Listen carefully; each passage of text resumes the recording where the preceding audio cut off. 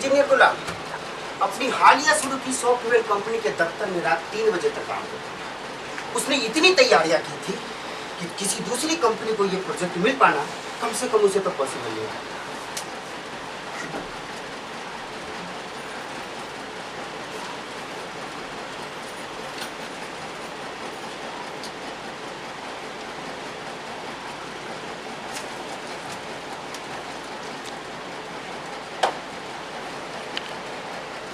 इस प्रोजेक्ट के बाद कंपनी का नाम एकदम से चमक जाएगा।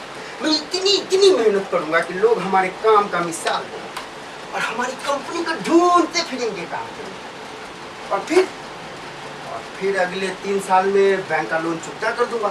वो तो मुझे करना ही है।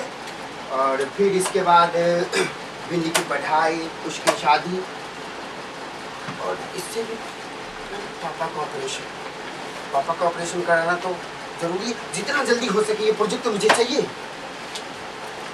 ऐसा ही सोचते हुए वो घर को निकलने से पहले एक नजर डाल ही रहा था कि स्टाफ के सब कंप्यूटर्स बंद तो है, कहीं टॉयलेट की बत्ती जल तो नहीं रही है, कहीं नल खुला तो नहीं रह गया।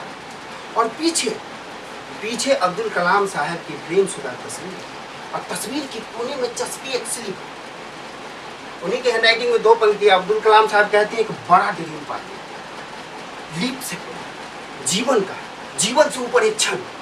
वो हंसकर सोचता है ये लीप सेकंड में एक दिन सेलिब्रिटी बना दे। देखोगे आप सब।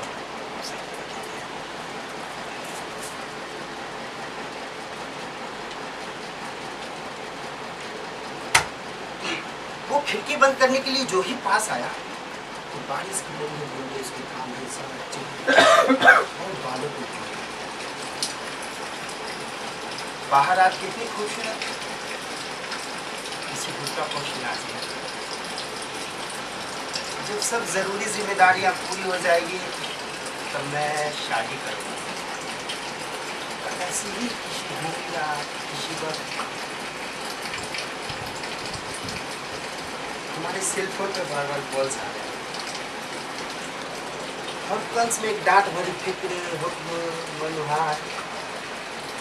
वो अधकुली बालों में गुलाबी रंग का रिबन टांगे मेरे इंतजार में जाती। नींद भी आने लगी।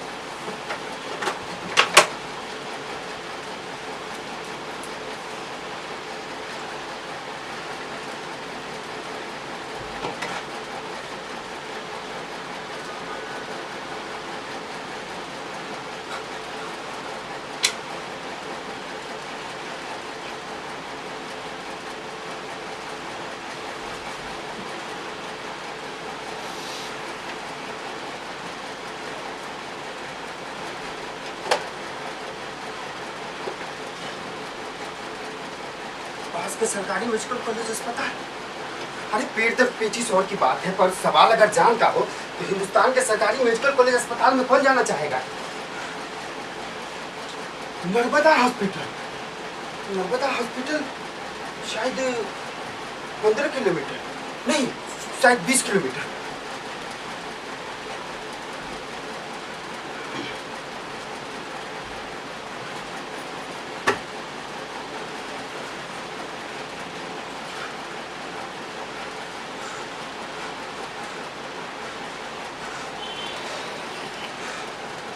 साली पुरानी तारीख पर स्टार्ट कहाँ होती?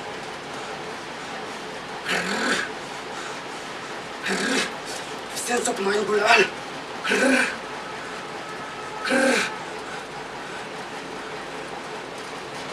बचपन की एक घटना याद आ गई।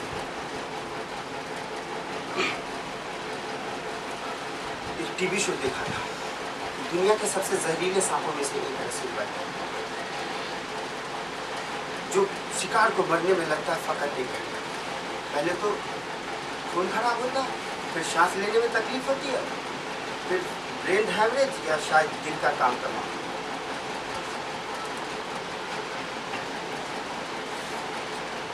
यू नो व्हाट, मैंने तुम्हें कैसे पहचाना? रिमी के साथ देखा टीवी सीरियल शो में। वो हमेशा कहती थी कि हर वक्त इंसान देख देख के ऊब जाते हैं, उसकी इस सोच पे सबसे ज़्यादा मैं ही हंसता। मैं कहता था रिमी तुम्हें इंसानों का नहीं जानवरों का डॉक्टर होना चाहिए। झूठ चिकित्सा मेरी छोटी बहन, उससे 4 साल छोटी, तो एजुकेशन ढूंढ के MBBS कर, पर मैंने उसे कहा कि तू लोन का जरा भी चिंता नहीं, बस पढ़ लिख और खुश रह। चिंता करने के लिए मैं हूं ना तुम्हारा बड़ा भाई। तो सोचता अगर समय रहते हॉस्पिटल नहीं पहुंचा गया तो अखबार के पन्ने पर एक फोटो छपी कि कार के ड्राइविंग सीट पे एक युवा मृत पाया गया जिसका पूरा शरीर नीला हो चुका। नीला ठंडा रक्त नहीं, अभी भी उसके जबड़े में गर्म खून बाकी था। अगर उसका बस चले तो कार को हवा मिल रहा है। ये मेरे पापा को नहीं देखा होता ना तो जरूर बख्श देता। 10 साल पहले उनकी बाईपास सर्जरी हुई। डॉक्टर कह रहा है कि उनके नसों में ब्लॉकेज होना शुरू हो गया। अगर ऑपरेशन कराया तो 8-10 साल और जिएंगे, लेकिन अब तो ऑपरेशन कराने का सवाल ही नहीं था। जब मैं मर जाऊंगा तो वे मेरी मौत की खबर सुनते ही अपना दम तोड़ देंगे। उसके कितने सारे यार दोस्त और वो कॉलेज के वो खूबसूरत साल और वो क्लासमेट जो किसी और की प्रेमिका थी। कैंपस सिलेक्शन के बाद उसने कहा था कि आप नहीं मिलोगे गुलाब।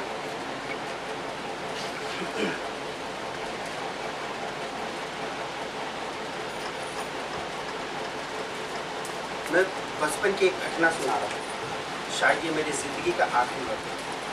मैं इस आखिरी वक्त में मम्मी को याद करना चाहता हूँ। जब मैं 5 साल का था तब कॉलोनी में बच्चों के साथ क्रिकेट खेल रहा था। तब सामने से आती मोटरसाइकिल मुझे टक्कर मारती हुई चली। तब पड़ोस की आंटी ने मुझे दवा लगाई, पट्टी की और घर छोड़ने आई तो कैंपस में देखा कि मेरी माँ बेहोश पड़ी और बगल में नंदी से पड़ी। पर मुझे तो कुछ नहीं, माँ को जरूर हॉस्पिटल ले जाना था। वो कोमा में जाते जाते तब मैं 5 साल का, आज मैं 25 साल का। पता उन पर क्या बीतेगी? मेरी बहुत छोटी है।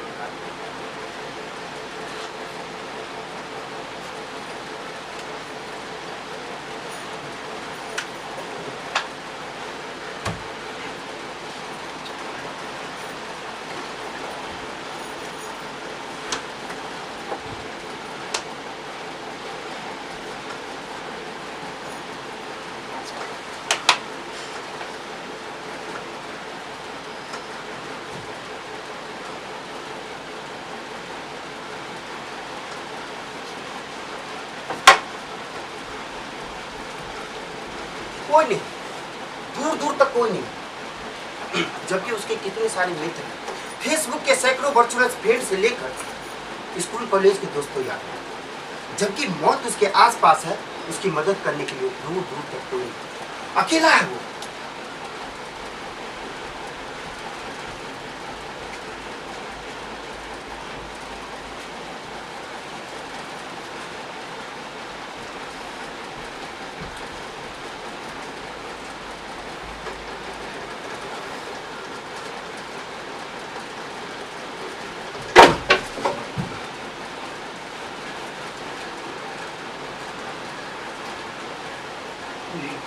मैं नहीं मर सकता, मुझ पर बहुत सारी जिम्मेदारियां हैं।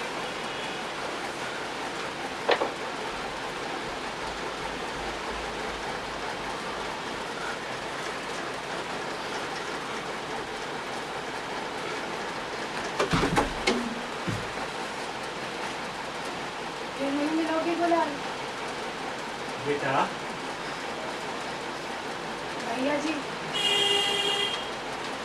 मेरा बच्चा